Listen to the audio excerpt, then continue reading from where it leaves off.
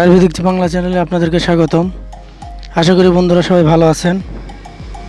বন্ধুরা, আমি একটা আয়ুর্বেদিক এলাকায় আসছি।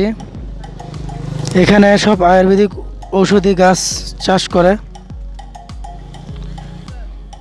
এই যে আপনারা আমার সামনে দেখতে পাচ্ছেন, এটা হচ্ছে অশ্বগন্ধা গাছ। অশ্বগন্ধা আয়ুর্বেদিক বাজিকরণ ঔষধের ক্ষেত্রে এই গাছের বিশেষ ভূমিকা রয়েছে। আমি এই গাছের শিকড় থেকে শুরু করে পাতা, কোনটার কী উপকার আমার ভিডিওতে দেওয়া আছে, আপনারা ডিসক্রিপশন বক্সে দেখতে পারবেন। দেখেন, এখানে অনেক অশ্বগন্ধা গাছ বাগান।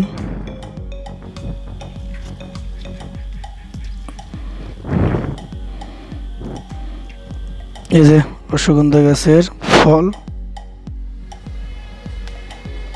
এর ভিতরে টমেটোর মতো বিচি থাকে। এই যে দেখেন,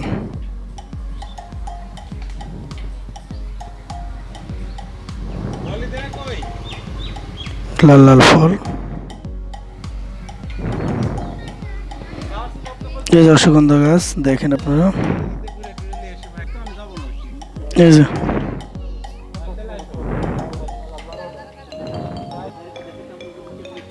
যে